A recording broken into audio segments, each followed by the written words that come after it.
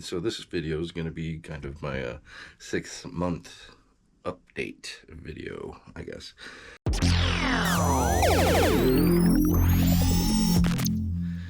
Hey everybody, thanks for tuning in. My name is Mickey. If this is your first time tuning in, I'm a eBay reseller as well as a flea market vendor of sorts and antique dealer, whatever, what have you. Junk dealer. Kind of sums it up better, actually. Yeah, junk dealer. But anyway, 6 months ago, I left my job to sell on eBay pretty much full time. And so this video is going to be kind of my 6-month update video, I guess. So what can I say? It's definitely been an interesting journey. Fun, yes, at times. Rough at times. It's had its ups and downs. Because honestly, one of the biggest hurdles I had to jump over happened within my first week of leaving my job, which within the first week we went to Disney World, we went to Florida, went to Hollywood Studios. We had a great time, saw Fantasmic.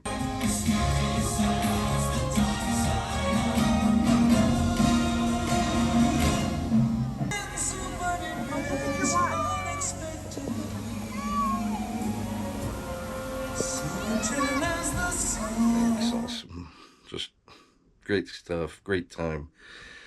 But it was completely kind of overshadowed because that was like me kicking off my reselling journey, I guess. And that's when around the time I was going to start doing my YouTube too. But when we got home, my mother, who had been watching my dog, we picked up my dog, said goodbye to my mother, and that was the last time I saw her. She passed away that night. So that was my first major hurdle for reselling, and since then it's kind of just been like nothing can bother me as far as problems when it comes to reselling, because these videos have turned into a great, well, at the time it was, eBay saved me in a way, I guess, and YouTube in a way, because at the time I didn't know what to do.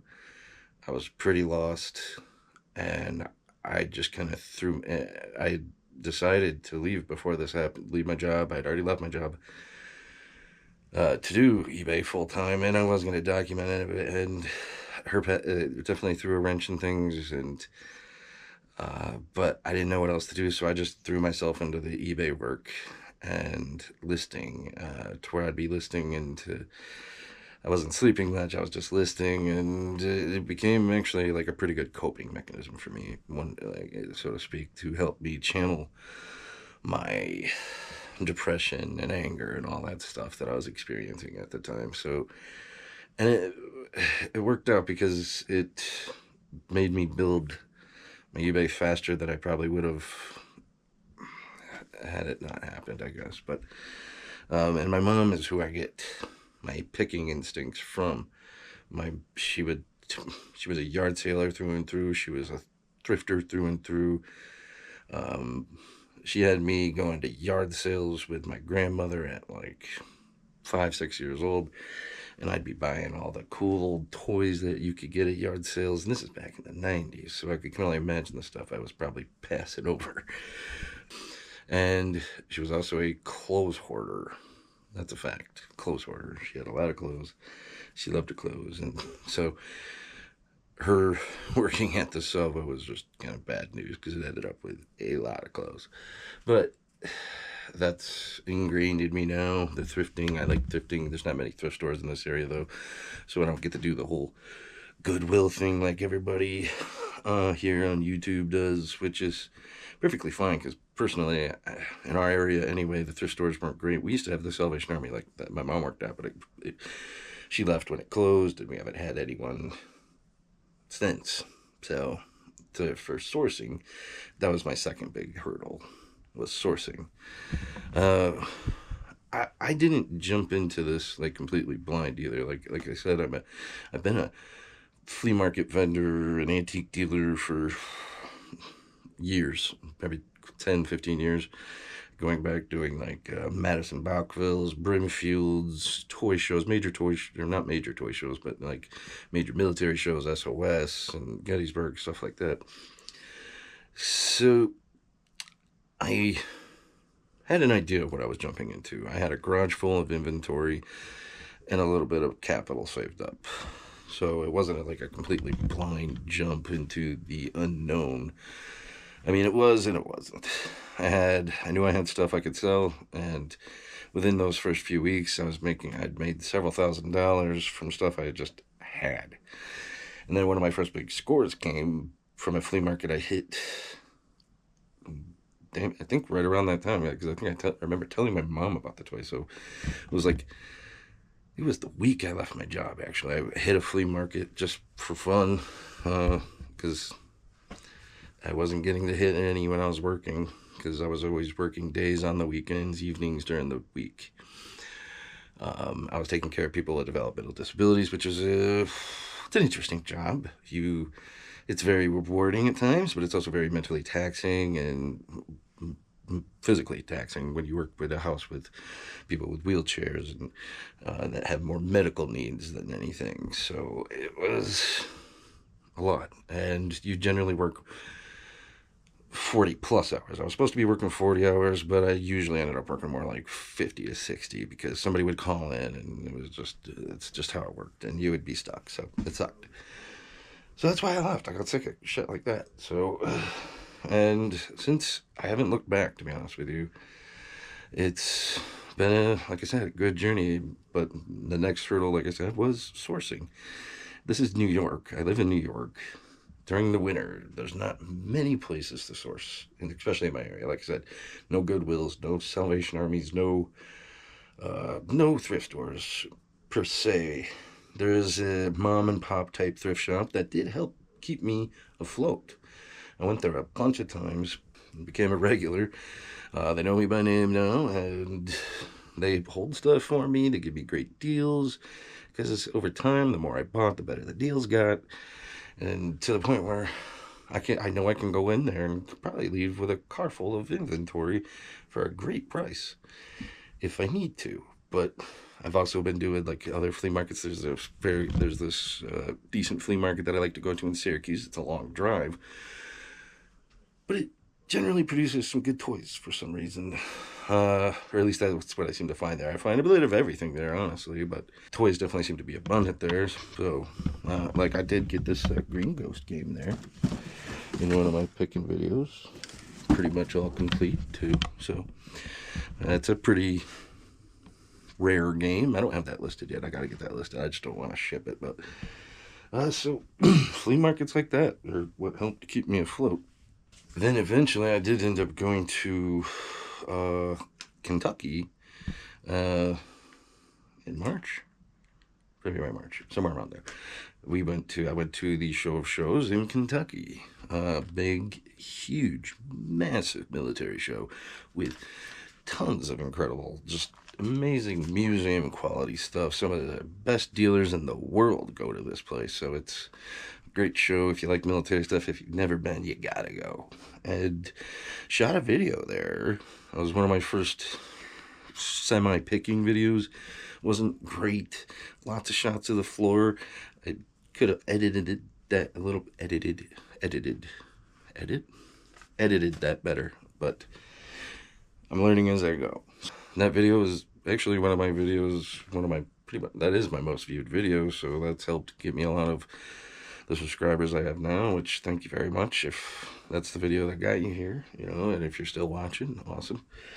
So that was a great sourcing trip for me, and I did some selling there. Probably made a little over $1,000 just in, table sales there, so that's always good. And then the stuff I bought there, we pretty much all sold by now at this point, so that I was planning on selling. A couple things I did buy for my collection, so lots of stuff to be had there for sure. So and then it kind of got easier from there for the most part. Like Kept hitting the flea market when I could.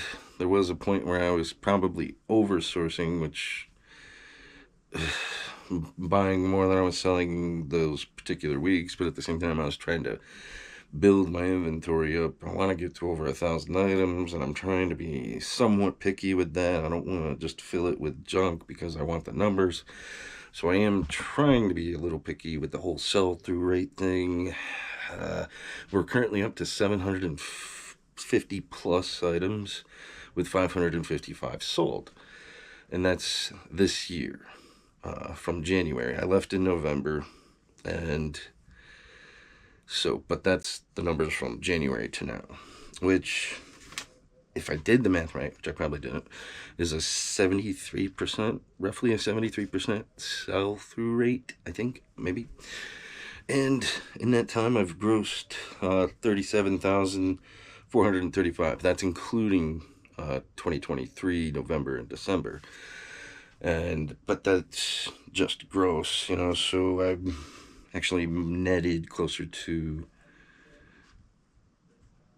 $25,559. So, and when I broke it down month by month, it roughly was a quarter of my money was my investment money. So those profit margins, I think, are okay. They work for me because I'm on par to make about what I was making at the state, probably a little bit more actually, doing my previous job. So that works for me. My bills are paid, and that's all I wanted to do. I didn't set out to set the world on fire to make $1 million in my first year by any means. I just wanted to make enough to survive. My car's paid, my internet's paid, my cell phone's paid, everything's paid, my bills are paid. That's all I wanted, and that's what we've been doing. So, and that's roughly between $6,000 to $7,000 a month is what it's been kind of working out to be. So again, that's after my eBay fees and my total investment of inventory. It's adequate for me. But it's been a great journey since, that's another reason I like doing the picking videos and such. It's another reason I like doing YouTube. It's one of the reasons I want to do it is because I've been a reseller in the past. I got a metal detecting channel that I don't do much with, but I like doing videos. I went to film school, quote unquote. I was at community college, but I like making content, and so I thought it'd be interesting to do something I was already planning on doing anyway. And so the content kind of creates itself in a way, as long as I'm selling stuff or coming up with interesting eBay topics, which I stray from because I like doing the picking videos. I like doing the military showcase videos, like when I pick up a cool piece of military. Because another one of my best scores of the year was a group of glider infantry, World War II glider infantry medals that I bought from a fellow picker who got them from a family who was just going to throw them away. And certain things that you can't sell on eBay, such as like Purple Hearts, stuff like that. I know that's kind of a taboo thing in the first place, but amongst the military collectors community, they're very popular. So it's not frowned upon, and it's not illegal either. The only medal that I know for sure is illegal to sell is the Congressional Medal of Honor, as far as I know, to buy and to sell and possess, unless it's your family's or you want it, unless you live in Europe, then they can do whatever they want with it. But there's that. So, but anyway, back to those medals. There was a great find. Those ended up selling the day I bought them for $1,700. So that was a great sale, a quick sale, which are always the best. And another great thing about, YouTube is building a whole new community, because I've been selling them for a long time anyway, but mostly between doing shows and flea markets and Facebook. I used to do a lot of Facebook live auctions back in the day when it was new and cool. Haven't done many in the last couple of years, but during the pandemic, I made a lot of money doing just those. So there's that. But I'd never done eBay is my primary outlet, and you, with YouTube, that's my point I was getting to. You build this new community. I've made a few new friends along the way. You know, like some of the smaller channels I like to watch and interact with. You know, like Carter's Retro Quest. I love watching his videos. He doesn't upload much, but I really enjoy watching his videos when he does upload. And, he makes some great videos. So if you're not following him, go give him a follow and subscribe. He makes some cool videos. We're into very similar stuff, pop culture kind of cool toys, retro action figures and stuff. Well, Bella the reseller, she's been a really big supporter of this channel, which is, thank you so much. Let's see, Bama Jaybird, resell, something like that. I'm sorry if I butchered it, but his channel, it's been fun watching his channel grow, because I think we started around the same time. So and he's helped me out with some of his videos, because he's got some great sell-through, you know, talking more about the ins and outs of selling on eBay. So those videos are great. And like Resell, CNY, those guys, which are not too far away from me, so their videos have been fun watching, you know. So if you're watching, Ryan, we should do like a picking video together sometime, you, me, and Paul, or whatever. So get at me if you even see this. But yeah, so but yeah, it's just been a great journey, getting into a new community of resellers that I wasn't aware that even really existed until I started doing these videos, you know. So, and with yard sale and flea market season finally upon us, I feel like I'm in the clear now, because my main concern when I started was getting through the winter, because that was going to be tough, because I knew I wasn't going to be sourcing or finding much.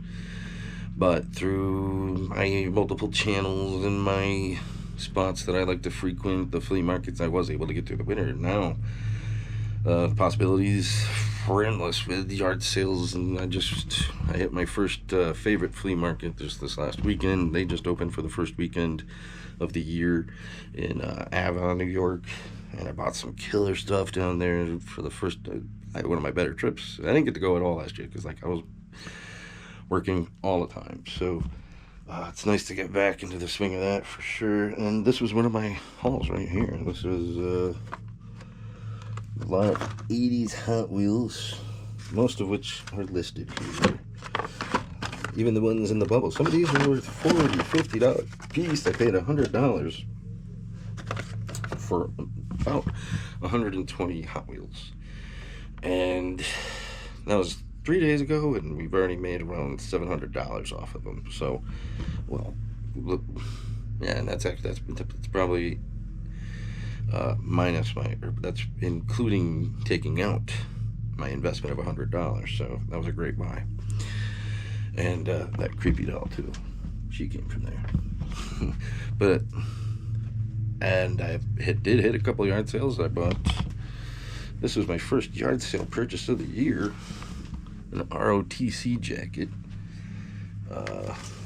Don't know from what school, but it's been so long since I've been to a yard sale, I forgot how good the prices could be occasionally. This was $5. You know, if I went to a flea market, this would have been like 40 or 50, military show, probably more. So once I get that listed, it's not worth a ton of money, maybe 60, 70 bucks in the first place, but you know, $5, and they got a pretty decent sell-through rate.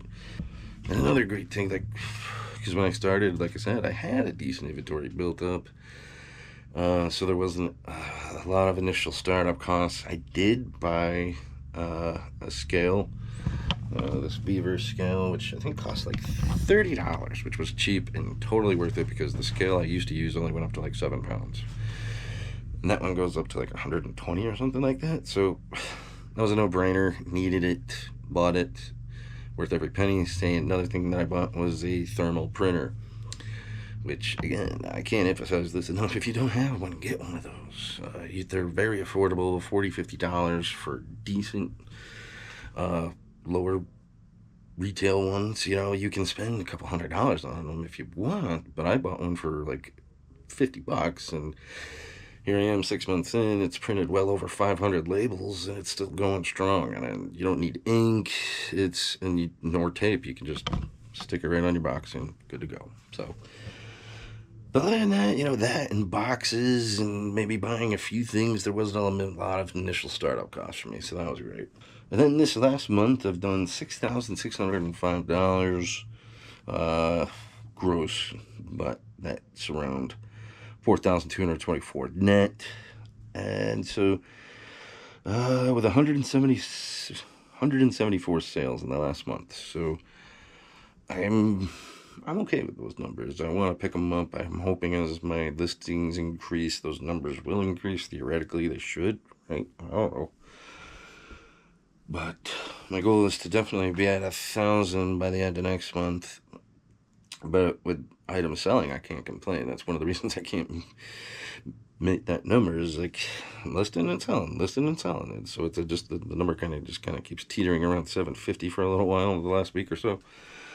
But that's a good problem, I think, as long as I'm selling stuff. That's what matters. So I guess all in all, it's been a fun journey. And